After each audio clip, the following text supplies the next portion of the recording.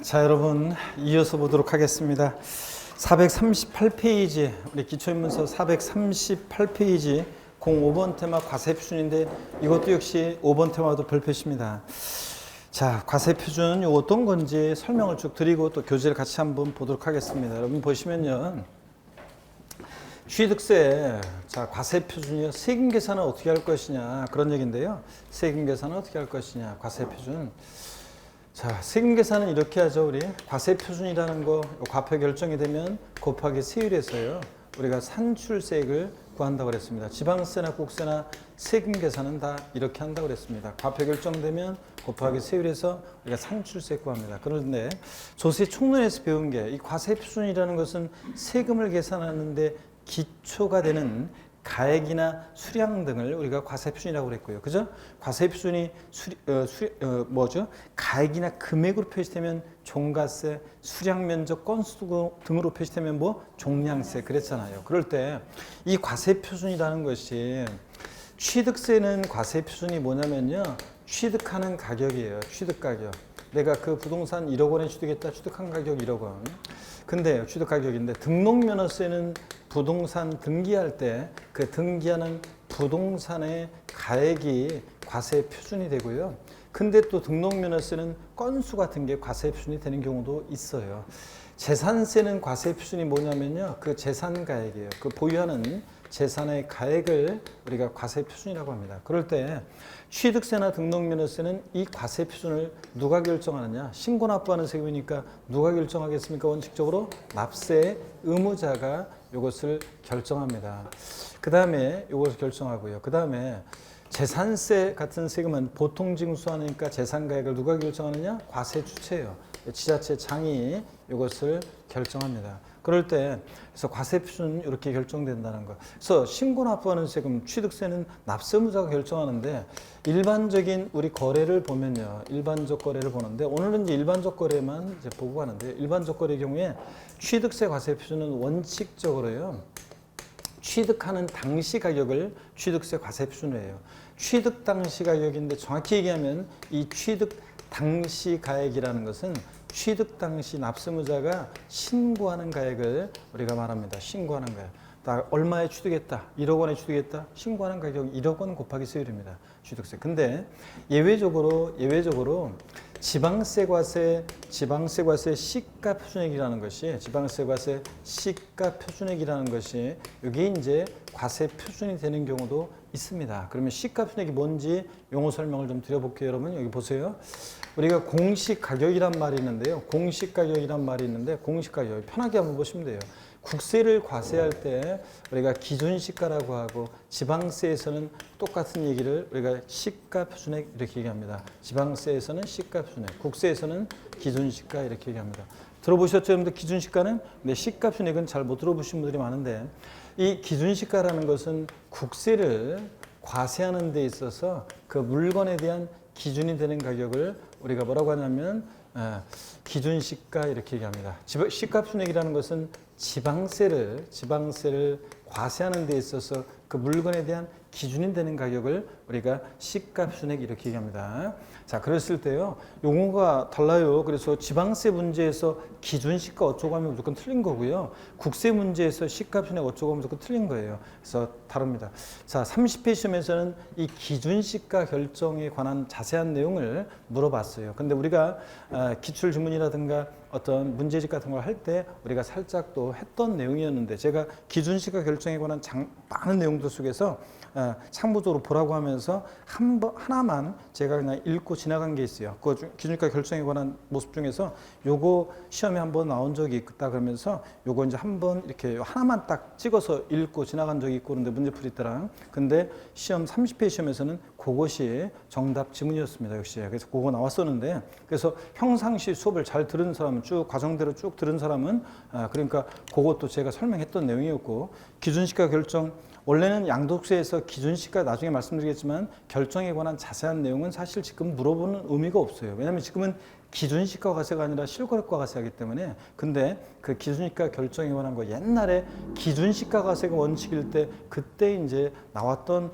잘 나왔던 그런 그때는 물어봤던 내용인데 지금은 물어보면 안 되는데 30회심에서는 나왔어요. 그러니까 잘 안 나오던 부분에서 그 문제가 나왔어요. 그러니까 세법은 어렵게 내려고 작정하면 그런 거예요. 잘 안 나오는 부분, 안 나와야 되는 그런 부분에서 깊은 내용에서 끌어서 문제를 냅니다. 그러면 문제가 어려워지는 건데 그런 문제가 몇 문제 있었습니다.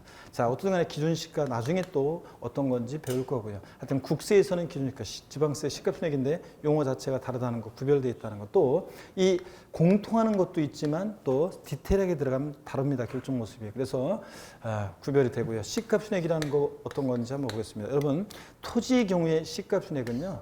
토지의 경우 시가순액은 그 개별 필지들에 대한 땅값인 개별 공시지가를 우리가 토지 시가순액으로 하고요. 주택 같으면 단독주택이나 다가구주택에 대한 공시가격, 시가순액은 개별주택가격이요. 또 아파트 같은 것들은 공동주택가격이 산정고시가 되는데 공동주택가격이요. 자, 이게 이제 주택의 시가순액입니다. 건축물에 대한 거라든가 나머지 대상 물건에 대한 시가순액 결정도 기본서 나오면 쫙 나와 있는데 뭐 자세한 거 할 필요 없고요. 그러면 이 개별 공시지가와 개별 주택 가격이 어떻게 결정되는지 한번 살짝 맛배기로 한번 보여드릴게요. 자, 우리나라 통치권이 미치는, 대한민국의 통치권이 미치는 전 국토에 있죠. 제주도 있고 울릉도, 독도 있고 우리 땅. 그 다음에 통치권이 그림이 좀 그렇게 한데 우리나라 통치권이 미치는 전 국토에 수많은 필지들이 있습니다. 필지가 뭔지는 여러분이 학개론 시간에 배우는 거고, 이 수많은 필지들 중에서요, 보세요. 예를 들어서 서울특별시 노원구가 있습니다.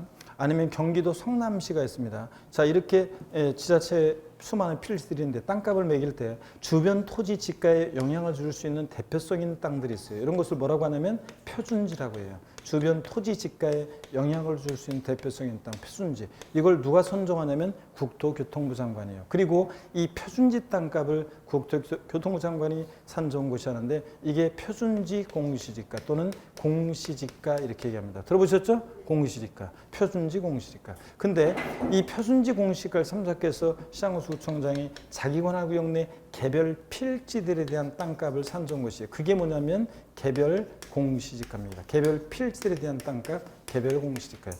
이게 토지 시가순액도 되고 토지 기준시가도 되고 그렇습니다. 그 다음에 주택 같은 것들은 역시 또 수많은 주택들이 있잖아요. 그 주택들 중에서 주변 주택 가격에 영향을 줄 수 있는 대표성 있는 주택을 선정해요. 그게 표준주택이고요.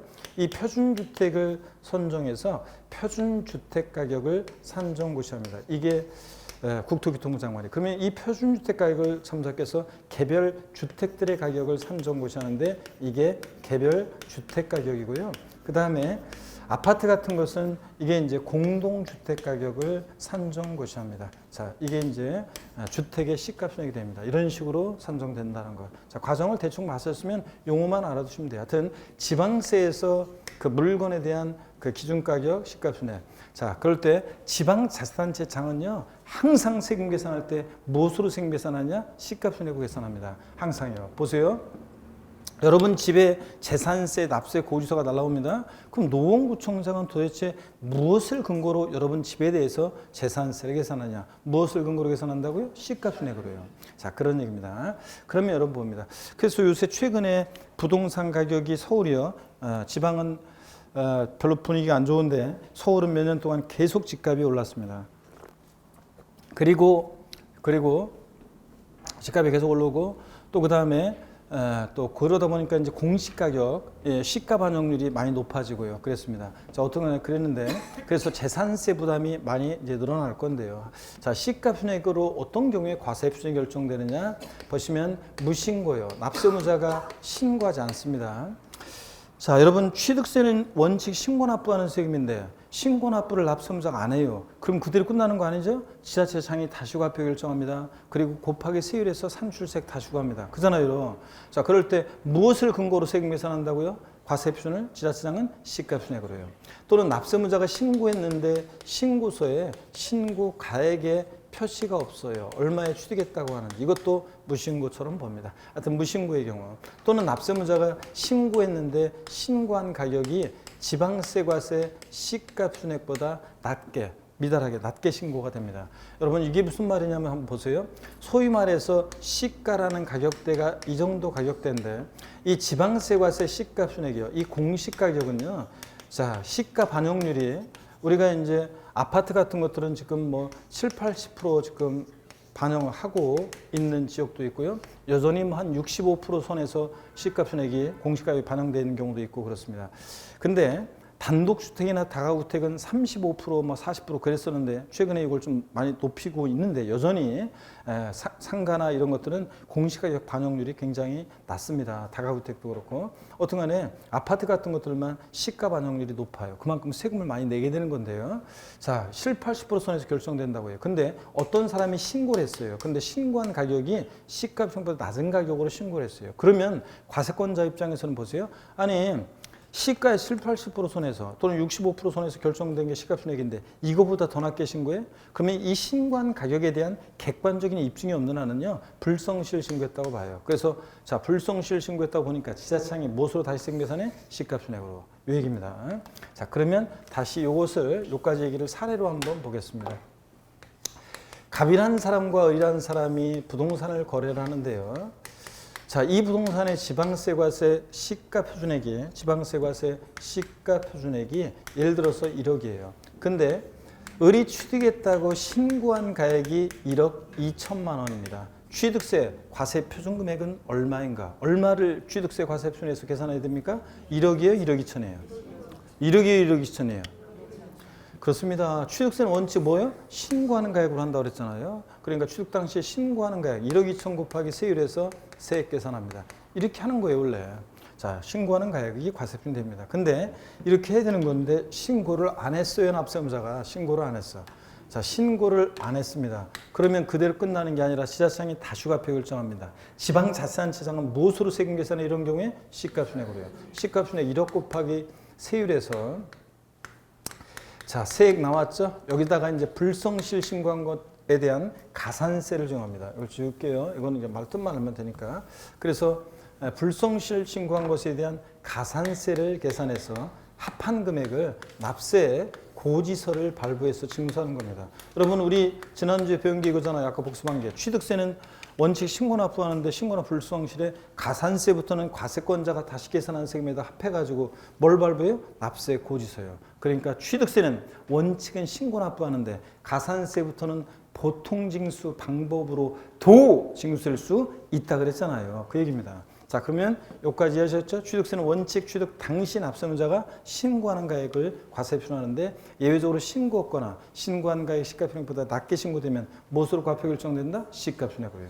그 다음에 언제나 항상 있잖아요. 특례가 있는데 언제나 항상 시가표준액에 관계없이요. 보세요. 언제나 항상 시가표준액보다 높든 낮든 그 사실상 취득한 가격을 과세 표준 금액으로 하는 경우도 있어요. 근데 이건 아무 때나 인정 안 해요. 아무 때나 인정하면 다 그냥 시가표준액보다 낮게 신고하니까. 그래서 객관적으로 입증될 수 있는 거래만 인정하고 있습니다. 사실상 취득가격은 객관적 취득, 제2에서 객관적 취득 나왔다. 그럼 뭐예요? 예? 국, 수, 공, 판, 법이라고 그랬잖아요. 그죠, 여러분들? 예. 그래서 자, 국가나 지자체 조합으로부터 취득합니다.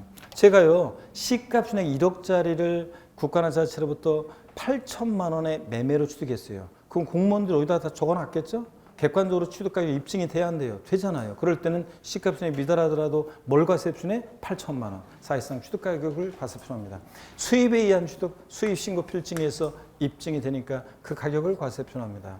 공매, 경매 방법에 의한 취득이요? 자, 여기 보세요. 어떤 부동산의 시가표준액이 1억짜리인데 이 부동산, 여기 보세요. 시가표준액 1억짜리인데 이 부동산이 공매나 경매에 넘어갔어요. 경락된 가격이 7천만 원입니다. 취득세 과세표준 금액은 얼마로 합니까? 그렇습니다. 이때는 7천만 원을 과세표준합니다. 객관적으로 입증이 되니까.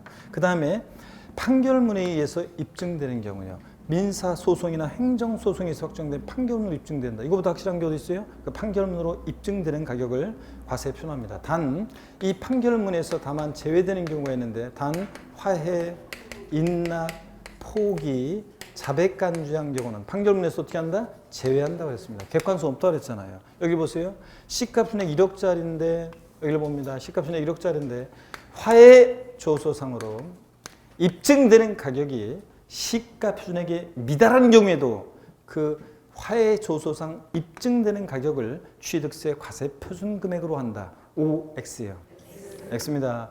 이 화해 조소상으로는 사실상 가격을 객관적으로 이걸 증명할 수 있는 서류가 안 돼요. 그러니까 시가표준액이 미달하면 뭘 과세 표준한다고요? 시가표준액을 한다는 얘기입니다. 요거. 그 다음에 법인장부로 입증되는 경우, 법인장부로 입증된다? 그럼 그 사실상 가격을, 취득가격을 과세 표준합니다. 자, 요까지요. 취득세 취득 시기는 사실상 잔금지비를 취득시하는 객관적인 취득은 국수, 공판법인데요. 과세 표준은 하나가 더 들어가요. 국수, 공판법, 부여. 여기 보세요. 부동산 거래 신고 등에 관한 법률에 의해서 부동산 거래 신고 등에 관한 법률에 의해서 신고서를 제출해서 검증받은 관련 법령에 따라서 검증받은 취득의 경우에는요 객관성이 있다고 봅니다. 자, 그래서 이런 경우에도 사실상 가격을 취득가격으로 과세표현한다. 이게 어떤 얘기인지 한번 설명을 드려보겠습니다. 여기 보세요. 어떤 지역의 땅값이 이 정도 가격대에 있었는데 대형 국책사업이 이 동네에 유치된다고 소문나서 땅값이 막 올라갔습니다. 시가가 이 정도 가격대에 형성돼 있고 시가를 반영해서 지방세과세 시가순액이 산정고시가 됐는데요. 대형 국책사업 옆 동네 뺏겼어요. 그래서 무산돼가지고 다시 땅값이 내려갑니다. 시가순액보다 더 낮은 가격대에 거래가 있었고요. 공인중개사가 거래를 신고했고 그냥 신고한 일반적인 그런 게 아니라 부동산 거래 신고 등에 관한 법률에 따라서 신고서 제출했고 관련 법령에 따라서 검증받은 그런 취득이요. 그래 맞아. 한창 대형 국책사업 된다고 그래가지고 소문나서 땅값 올라갔을 때를 반영해서 시가표준액 산정고시 됐는데 그게 무산돼서 시가표준액부터 낮게 거래했을 것이다. 검증받은 취득의 경우에는 그 신고한 가액을 사실상 취득가격으로 합니다. 사실상 취득가격으로 한다는 말 속에는 이런 말이 숨어 있다고 생각하시면 돼요. 시가표준액에 관계없이요. 시가표준액에 관계없이 높든 낮든 시가표준액에 관계없이 그 가격을 사실상 취득가격을 취득세 과세에 표준합니다. 다시요. 부동산 거래 신고 등에 하는 법률에서 검증받은 취득의 경우에는 그 신고가액을 취득세 사실상 취득가격으로 하고 이 사실상 취득가격으로 하니까 이게 뭐가 된다? 과세 표준금액이 됩니다. 자, 이런 얘기입니다. 자, 그래서 여기 일반적인 신고가액과 다릅니다. 자, 그래서 다시요, 여러분들 요까지 얘기를 다시 한번 봅니다. 취득세 과세 표준은 취득 가격인데 신고 납부하는 세금이니까 납세의무자가 과표 결정합니다. 원칙 취득 당시 뭐요? 신고하는 가액으로 합니다. 근데 예외적으로 신고 없거나 신고한 가액 시가표준액 미달하게 신고되면 불성실 신고하면 지자체장이 다시 과표 결정하는데 무엇으로? 시가표준액으로. 그리고 시가표준액보다 높든 낮든 언제나 항상 사실상 취득 가격을 과세표준금액으로 하는 경우도 있는데 객관적인 취득 머리글자를 따서 어떻게 외웠다? 국수 공판법 아이고 쓰러지려고 하는데 왜 제가 괜히 몸개그 하냐고요? 아까 취득세에서 계약서와 상관없이 사실상 잔금지비를 취득시로 하는 객관적인 취득은 국수, 공판, 법까지잖아요. 근데 과세표준에서는 부동산 거래 신고되는 법률에서 검증받은 취득 이게 더 들어가기 때문에 제가 강조하기 위해서 취득세에서 사실상 취득가액을 과세에 표준하는 객관적인 취득은 국수, 공판법, 이렇게 합니다. 근데 요거는요 유상승계 취득일 때가 아싸 국수공판법 사실상 취득가격이지 이 사실상 취득가격에서 제외되는 것이 두 가지가 있어요. 근데 하나는 나중에 양도소득세에서 부당행위 계산 부인 규정에 의한 취득이라는 걸 배워야 돼야지 이해가 돼요. 부당하게 계산됐기 때문에 사실상 가격을 인정하지 않는 경우가 있고요. 이건 자세한 건 나중에 배웁니다. 또 하나가 이제 무상 취득은 사실상 취득 가격에서 제외합니다. 여러분 국가나 지자체로부터 제가 부동산을 법인으로부터 무상으로 취득했어요. 그러면 사실상 취득 가격 얼마입니까? 빵원 공짜로 받았으니까 그럼 빵원 곱하기 세라면 다시 빵 되잖아요. 자, 그러면 무상취득은 취득세 안 내나요? 아니에요. 취득세는 유상, 무상 불문하고 과세가 된다고 그랬잖아요. 그러면 이 무상취득은 사실상가에 있어 제외되고 이제 무상취득은 원칙 신고하는가 요 예외적으로 시가순액으로 하고 뭐 이렇게 되는 게 있는데 판례는 시가순액으로 하고 뭐 이런 게 있어요. 근데 지금 그런 거 신경 쓰지 말고 하여튼 유상승계취득일 때가 국수공판법 후 사실상 추가유지, 무상취득은 사실상 추가해서 어떻게 한다? 제외된다. 이렇게만 아시면 돼요. 자, 여러분 시험 문제는 어떻게 나오냐? 국가로부터 지방자치단체로부터 부동산을 무상으로 취득한 경우 취득세 과세표준은 그 사실상 취득가격으로 한다. O, X요. X입니다. 무상 취득은 사실상 취득가격으로 한다. 아니고 사실상 취득에서 어떻게 한다? 제외한다. 빵원 되니까. 이 정도만 아시면 됩니다. 교재 보겠습니다. 438페이지 05번 과세표준입니다. 취득세 과세표준은 취득세를 계산하기 위한 기초가 되는 과세물건의 가액이다. 취득세는 납세의무자가 신고 납부하는 조세이므로 납세의무자가 취득 당시 신고하는 가액으로 하면 원칙이며 예외적으로 시가순액 또는 사실상 취득가격을 과세표준한다. 439페이지 일반적인 과세표준이요. 원칙적으로 취득 당시 신고하는 가액이 되는데 본문 밑줄입니다. 취득세 과세표준은 취득 당시 가액으로 한다 밑줄이요. 취득 당시 가액으로 하는데 이때 취득 당시 가액은 뭐냐? 계속 밑줄입니다. 취득자가 신고한 가액을 말한다. 그러니까 합쳐서 취득세 과세표준은 원칙적으로 취득 당시 납세의무자가 신고하는 가액을 과세한다는 얘기입니다. 다만 또 밑줄입니다. 연부로 취득하는 경우에는 아까 뭐가 과세표준이 된다고 그랬어요? 연부금액. 연부금액인데 매회 사실상 지급되는 금액이에요. 계약서 상으로 올해 지급하기로 한 연부금액은 10억이었는데 실제는 8억 지급되면 8억 이런 식으로 사실상 지급되는 금액을 말합니다. 그 사실상에다가 돼지꼬리 땡냐에서 여러분이 계약상 연부금액 X입니다. 자, 계약상 연부금액 X예요. 그러니까 연부취득의 경우 취득세 과세표준은 매회 지급되는 사실상 연부금액을 과세표합니다. 계약상 연부금액을 과세표한다 그러면 틀려요. 계약상 X 해놓으세요. 사실상 거기다가 취득금액에 포함되는 계약보증금을 포함하고요. 하여튼 연부취득은 연부금액입니다. 양가로 2번 예외 봅니다. 시가순액이 되는 거예요. 취득세 과세표준은 취득자 신고가액으로 함이 원칙이지만 예외적으로 밑줄입니다. 신고 또는 신고 가액의 표시가 없거나 신고한 가액이 시가순액보다 적을 때는 뭘 과세표한다? 시가순액으로 한다. 밑줄 쫙이요.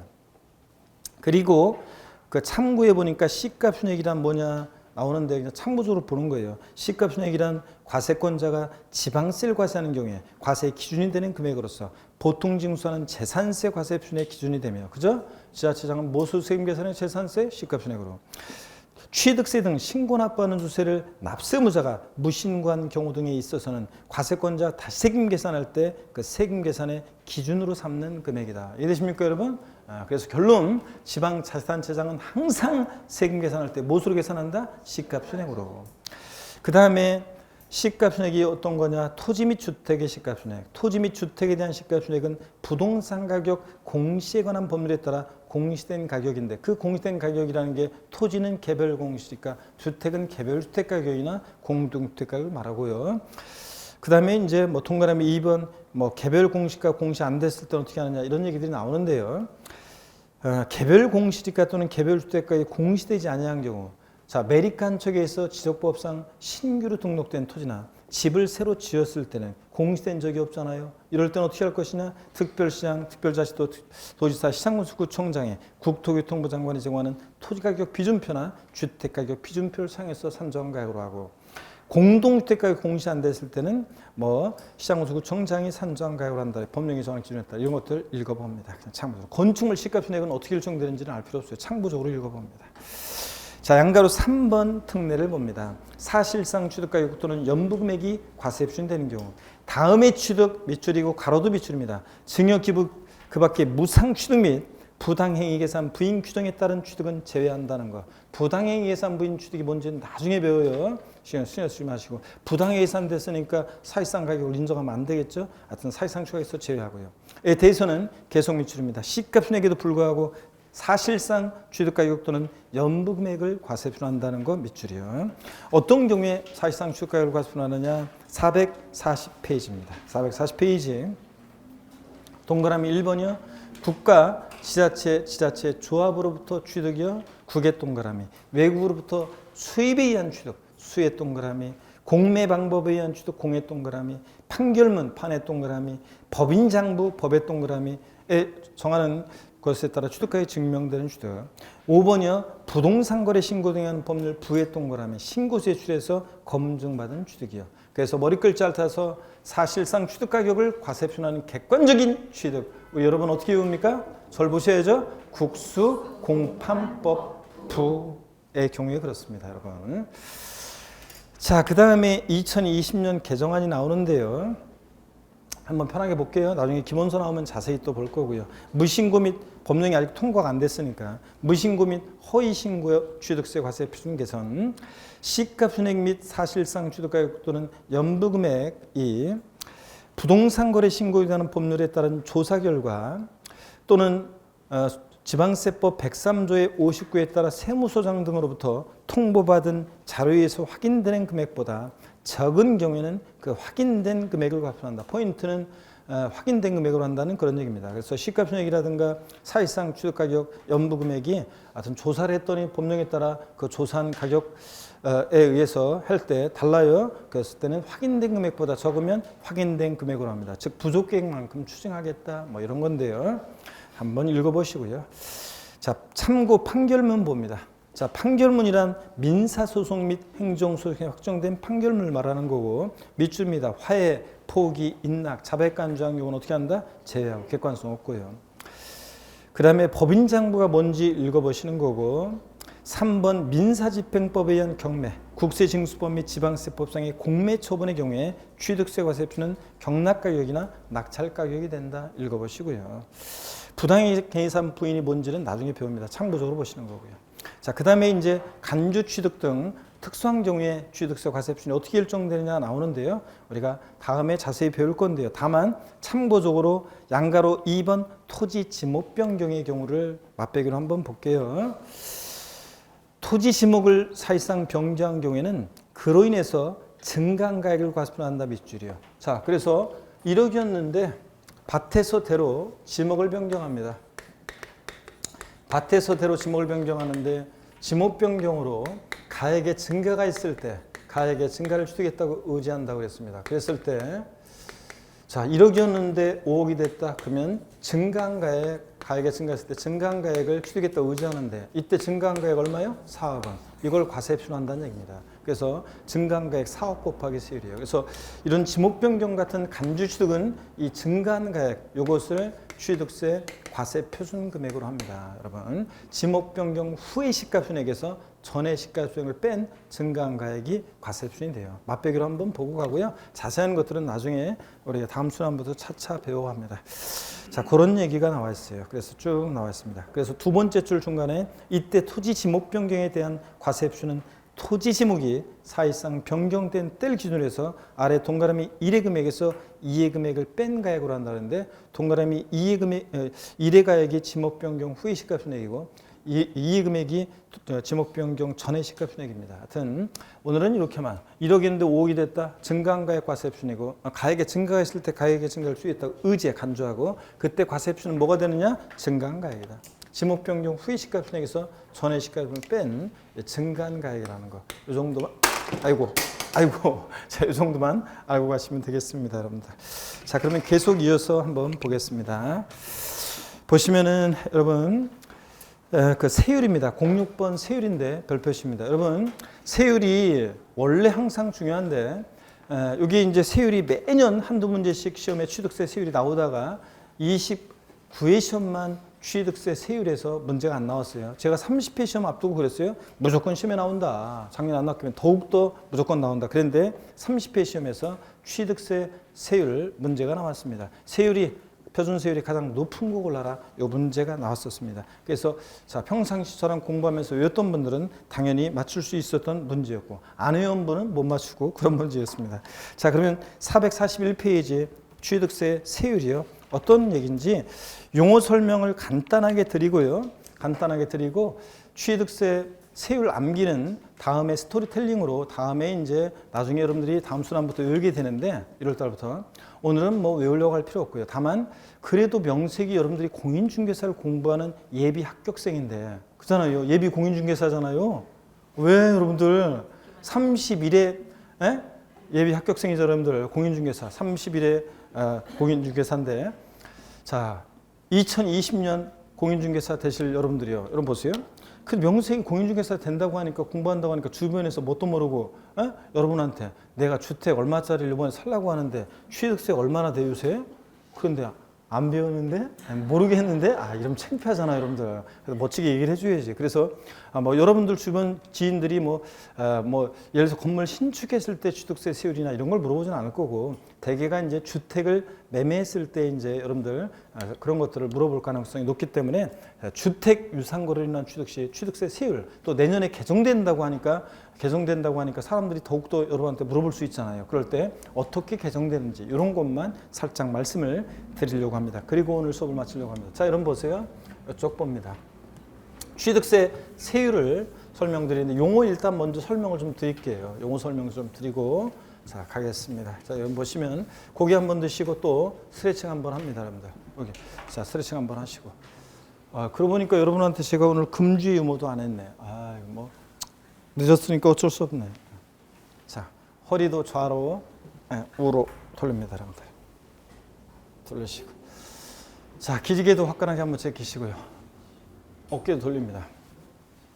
올해는 지금 30회 시험은 한두 문제 차이로 걸려있는 사람들이 작년보다 더 많은 것 같은 느낌이 들어요, 왠지.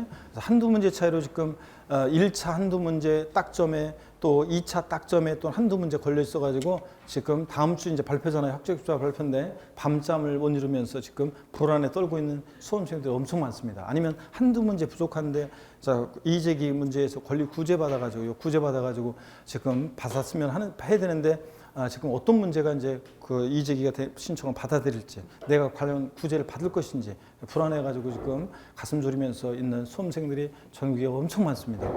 저한테 배웠던 수강생들 중에서 지금 올해는 상당히 많아요. 그래서 많이 그래서 지금 그렇게 불안한 마음 속에서 하루하루를 보내고 있는 수험생들이 굉장히 많습니다. 자 그래서 취득세 세율인데 여러분 보세요. 취득세 세율은 그래서 여러분들이 하여튼 좌우지간하여튼 여러분들은 내년에 하여튼 합격 점수가 딱 60점이면 거기에서 적어도 한 너댓 문제는 여유 있게 합격을 하셔야죠, 여러분들. 합격할 수 있길 바라고. 물론 이제 딱 점으로 합격하면 기쁨 두 배겠지만 불안한 마음은 어쩔 수가 없고요.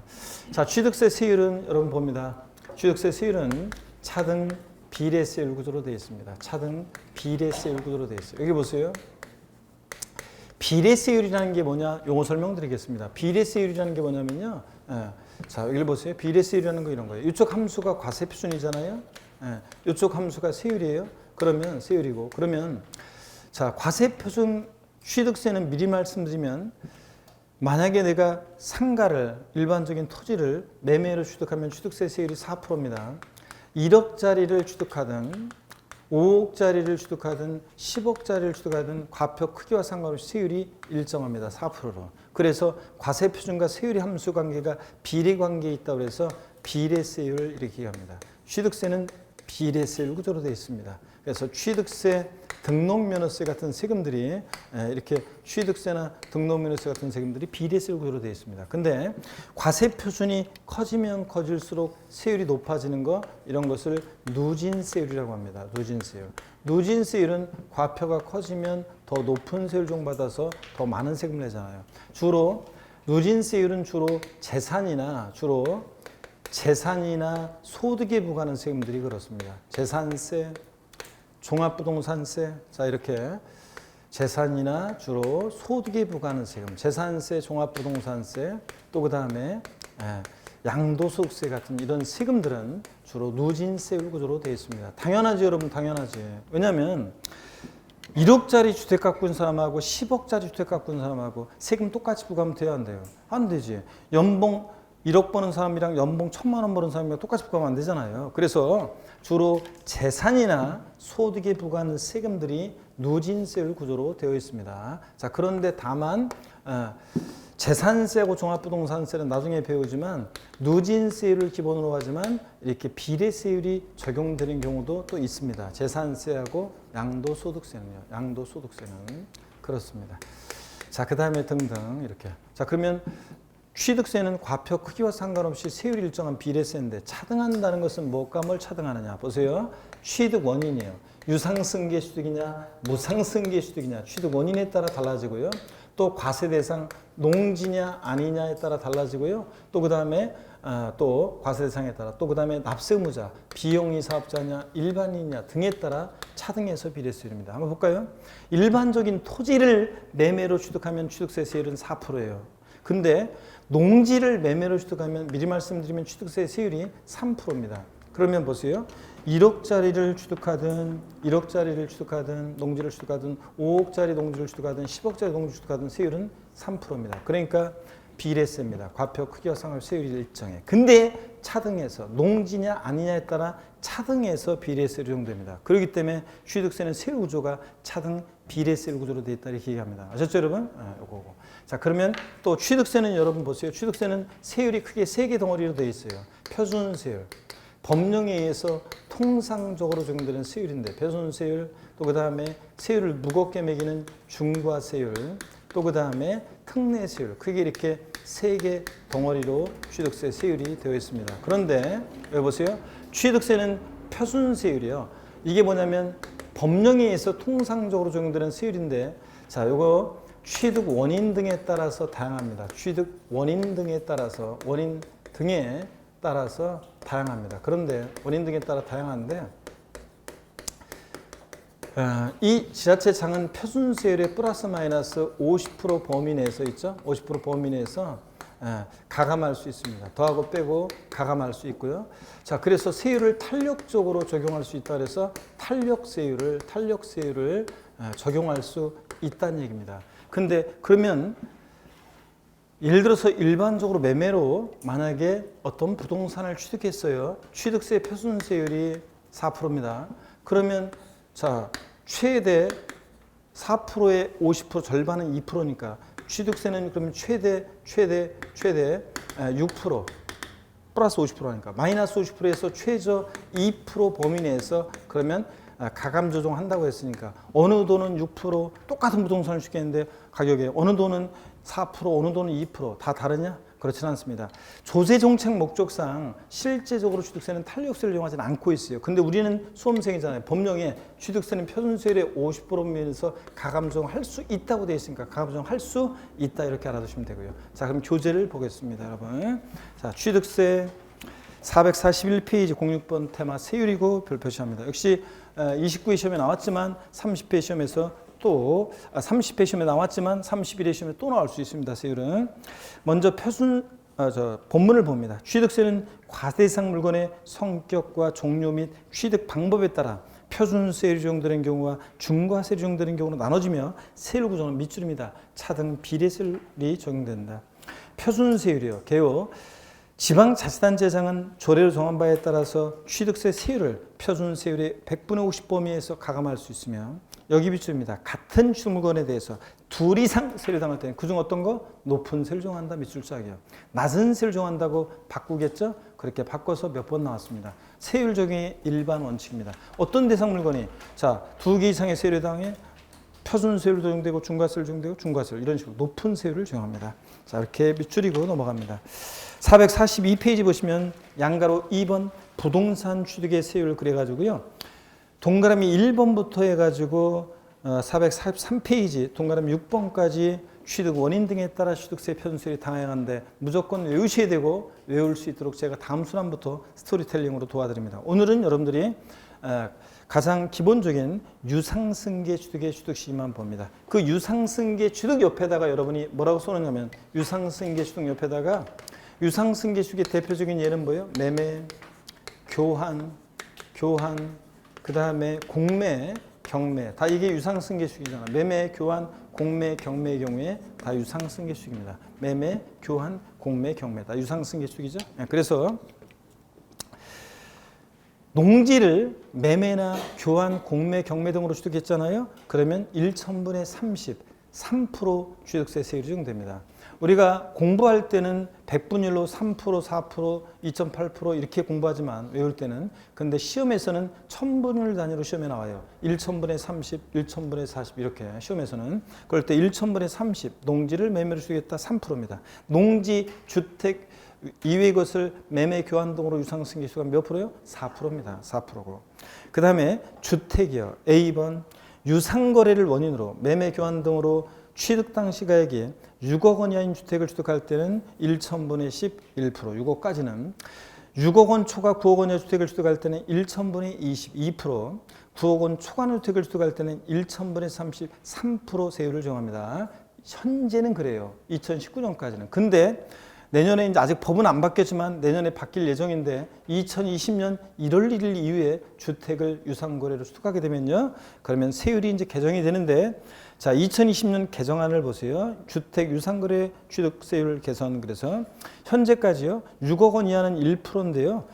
근데 여기에 내년에도 6억 원까지는 1% 똑같아요. 근데 어떤 게 개정이 되냐면 내년부터 6억 원 초과 9억 원 이하 구간이 자, 현재는 내가 6억 1천만 원에 취득했든 7억에 취득했든 9억에 취득했든 무조건 2%입니다. 근데 내년부터는요, 이게 100만 원 단위로 그 구간이 세분화됩니다. 아이고, 그렇잖아요. 자, 사람들이 만약에 내가 6억 100만 원을 취득한다, 6억 1천만 원을 취득한다 그러면 취득세 신고할 때 다 얼마로 써요? 얼마로 써서 거래했다고 신고해요? 6억에 거래했다고 다 신고해요. 자, 그렇기 때문에 이런 문턱 효과라고 그래가지고 다 그런 식으로. 그래서 사람들이 얼마 안 되는 액수에 따라서 100만 원 갖고서 6억 100만 원이다? 100만 원 차이로 취득세를 6억까지는 1%인데 6억 100만 원이면 2%잖아요. 취득세를 배로 내잖아요. 자, 이런 문제점 때문에 100만 원 단위로 취득세를 세분화했습니다. 그래서 6억 초과 9억 원 이하 구간을 보면 거기 세율이 y는 3분의 2 x 마이너스 3 이런 식으로 적용된대요. 이게 뭔 소리야 이게? 그래서 y는 뭐냐는지 보니까 세율이래요. 취득세 6억 초과 9억 원 이하 세율은 자 소수점 이하 셋째 자리에서 반올림 해가지고 또 3분의 2 x예요. x를 곱하는데 이건 뭐냐면 1억 원분의 취득 당시 그 가격이에요. 주택 가격. 이렇게 해가지고 여기서 또 3을 빼요. 자, 이렇게 해서 구하게 되는데, 그럼 뭔 소리냐? 취득세 세율은요, 그래서 이제 6억 초과 9억 원 이하 구간은 어떻게 세율이 적용된다고 하냐면, 여기 보세요.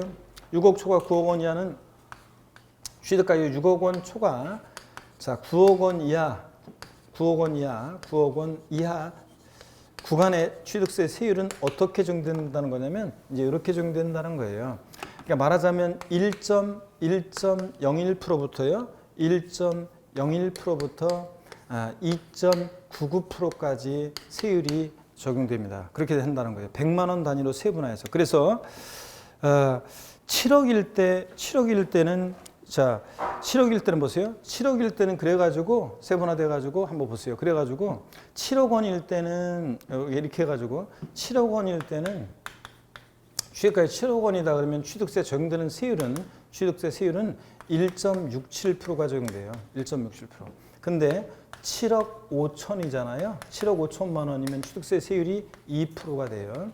그 다음에 8억 원이잖아요. 그러면 8억 원일 때는 취득세 세율이 2.33%가 적용돼요. 2.33%가. 그러면 여러분 보세요. 자, 6억 초과 9억 원 이하 구간에서 내년에 이제 어떻게 개정된다는 거냐면 여기 보세요. 7억 5천은 6억 초과 9억 원이야. 지금 2%하고 똑같잖아요. 세금 부담이 달라지지 않고 똑같아요. 자, 7억 5천까지는 2%로 똑같은데 2%로. 근데 자, 7억 5천보다 그러니까 6억 초과 7억 5천 그 미만까지는 자, 1.67%니까 종전보다 세금 부담이 줄어들어요. 싸졌어요. 싸지게 되고 내년부터. 근데 7억 5천을 넘으면 이제 취득세 세율이 9억까지 부분은 세율이 어떻게 해요? 종전보다 높아지는 거예요. 이런 구조로. 그래서 7억 5천까지는 변동이 없고 7억 5천보다 낮은 가격일 때는 자, 올해 현행보다 세금 부담이 줄어드는 거고 7억 5천을 넘으면 현행 2%보다 이제 세금 부담이 어떻게 한다? 늘어나는 식으로. 이런 식으로 자, 우리가 내년에 개정될 예정입니다. 근데 여러분이 시험에서 취득 가격이 7억 예를 들어서 6천 200만 원일 때 취득세 세율이 어떻게 되느냐. 이런 식으로 문제가 나올 것 같아요? 안 나올 것 같아요? 안 나옵니다. 그런 식으로 하면 아이고 이거를 갖다 해가지고 계산기 해가지고 소수점까지 해가지고 잘라가지고 해야 되는데 그렇게는 안 나와요. 그러니까 이런 식으로 된다는 것만 알아두시면 됩니다. 그래서 6억 초과 9억 원 이하 구간에 대해서는 1.01%부터 2.99%까지 100만 원 단위로 세분화되도록 내년엔 개정될 예정이다. 이런 식으로 이런 것만 알고 가시면 되겠습니다. 아셨죠, 여러분? 자, 그 다음에 그렇게 해서 알려주면 되고, 그 다음에 뭐 요거 자세한 표는 요거 계산해 보면 되는 건데 계산 안 하더라도 인터넷상에 자세한 그 구간에 따른 표가 나와 있어요. 그런 거 보시면 돼요. 자, 이렇게 해서 우리가 적용돼요. 9억 원 초과하면 취득세 세율은 3%입니다. 자, 다시요. 주택을 유상거래로 취득했다. 6억 원 이하, 6억까지는 몇 프로 정도 된다고요? 1%. 5억이든 6억이든 똑같아요. 4억이든 1%예요. 근데 6억 초과 9억 원 이하 구간은 1.01%부터 2.99%까지 세분화된다는 거. 그 다음에 9억 원 초과했을 때는 취득세 세율이 몇 프로라고요? 3%예요. 이런 건 외워두셔야 돼요. 이렇게까지는. 자, 이렇게 해서 이 정도 딱 외워두시고 나머지는 여러분들 나중에 배웁니다. 그 다음에 443페이지 2번 중과세율, 취득세 세율을 무겁게 매기는 경우가 있는데 어떻게 무겁게 매기는지는 다음 시간에 우리가 배우도록 하겠습니다. 우리가 다음 시간에 배우고요. 자, 그래서 443페이지 이 중과세율은 다음 시간에 배우기로 하고, 그래서 다음 시간에는 우리가 취득세 중과세율과 관련해서 나오는 용어 몇 가지 살짝 말씀드리고, 그 다음에 취득세 납세 절차, 취득세는 신고 납부하는데 언제까지 신고 납부하는 이런 것들, 또 다음 시간엔 등록면허세 다 보고 재산세로 해서 이렇게 넘어가도록 하겠습니다. 자, 여러분요, 저를 봅니다, 여러분들. 오늘 배운 걸 복습하고 가셔야죠, 여러분들. 맞죠, 그죠? 그래서 그냥 가려고 그랬죠, 여러분. 아이고, 그거 봐. 자, 그래서 자, 피할 수 없는 시간 복습을 하고 가야죠. 자, 세법은 항상 제가 강조드리는데 이 복습하는 시간들을 잘 활용하셔서 하시고 가셔야 되는데 꼭 집에 가서 하려고 하는 사람도 있어요. 근데 그런 분들은 수업 시간에도 안 하는 분이 집에 가서 난 하리라는 걸 의심이 가요, 난. 자, 여러분 복습합니다. 오늘 우리가요, 뭘 배웠냐? 취득세 과세 대상이에요. 취득세는 어떤 걸 취득할 때 부과되느냐? 다음 순환에 자세히 우리가 스토리텔링으로 외우게 될 건데, 오늘은 나는 부동산만, 토지건축만 대상인 줄 알았더니 토지건축물, 그 다음에 자 항공기, 그 다음에 차량, 선박, 그 다음에 어업권, 광업권, 뭐 기계장비, 골프, 콘도, 종합주택, 승마, 요트용권, 뭐 이런 것들도 대상이 되는구나. 그래서 부동산뿐만 아니라 부동산에 준하는 것, 또 어업권, 광업권 등 권리 같은 것들도 취득세 대상이 되는 것들이 있다더라. 이렇게만 알고 가시면 됩니다. 그 다음에 취득세 납세의무자 누가 되느냐? 취득세 납세의무자는 원칙적으로 등기 등록을 이행하지 아니한 경우라도 사실상 취득한 자가 취득세 납세의무자다. 원칙은 공부상 취득자가 아니다. 차, 기, 항, 선여. 왜 안 따라다녀요? 차, 기, 항, 선은 원시 취득자는 납세의무가 없고 승계 취득자만이 납세의무자가 된다. 요거. 그 다음에요. 취득세 납세의무자요.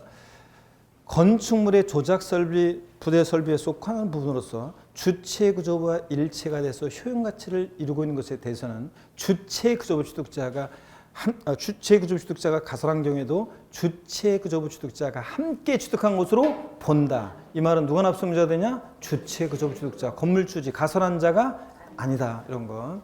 상속으로 취득한 자산은 상속인 가운데 상속 지분이 가장 높은 자입니다. 아닙니까? 그럼 누구예요? 상속인 각자. 대한민국이 만세 각자다. 공동 상속의 경우에 공동 상속이 되는 취득세 납부에 대해서 연대 납세의무가 있다 없다? 있다. 이런 거. 그 다음에 취득세요. 취득의 시기, 취득세 납세의무자에서 배우자 또는 직계 전비 속의 부동산을 취득하면 원칙 유상취득으로 봐요. 유상취득으로 추정해요. 증여받아 취득한 것으로 봐요. 증여받아 취득한 것으로 추정해요. 증여받아 취득한 것으로 본다. 다만 대가 있다는 것이 입증이 되는 공매, 경매, 파산성으로 처분, 또 등기등록을 위한 재산은 서로 교환 등등 대가가 있다는 것이 입증이 되면 배우자 직계존비속의 부동산 취득도 뭐로? 유상으로 취득한 것으로 보는 경우도 있다더라. 자, 취득세요, 여러분. 자, 세금 계산을 해야 되는데 취득 시기 어느 때 취득했다고 볼 것이냐? 매매 같은 유상 승계 시기의 경우는 원칙 언제냐?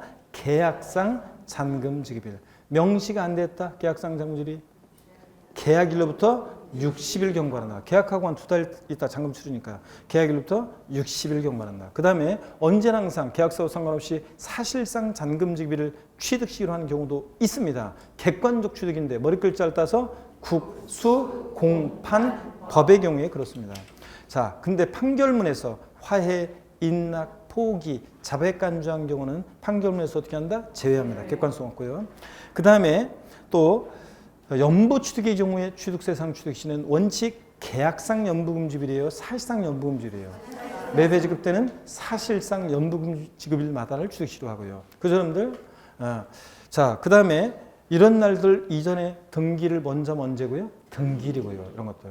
그 다음에 취득세 과세표준입니다. 취득세 과세표준은 취득 가격인데 신고 납부하는 세금이니까 납세무서 결정합니다. 원칙적으로 취득 당시 납세무자가 신고하는 가액으로. 근데 신고하는 가액, 납세무자가 신고하지 않거나 신고하는 가액 시가표준액이 미달하게 신고되거나 그러면 무엇으로 과표 결정합니까? 시가표준액으로 시장시장에. 그 다음에 언제나 항상 시가표준액보다 높든 낮든 사실상 취득가격 또는 연부금액을 과세표준액으로 하는 경우도 있습니다. 객관적 취득, 머리글자를 따서 국수, 공판법, 여기 과세표준에서는 부동산 거래 신고 등하는 법률에서 검증받은 취득도 그 신고한 가액을 사실상 취득가액으로 합니다. 자, 그 다음에요. 취득세, 지목 변경 같은 간주 취득의 경우에는 증가한 가액을 과세표준합니다. 가액의 증가가 있을 때 가액 증가를 취득했다고 의지하고 증가한 가액 1억이었는데 5억이 됐다. 그럼 얼마? 4억을 과세표준하는 경우도 있다더라.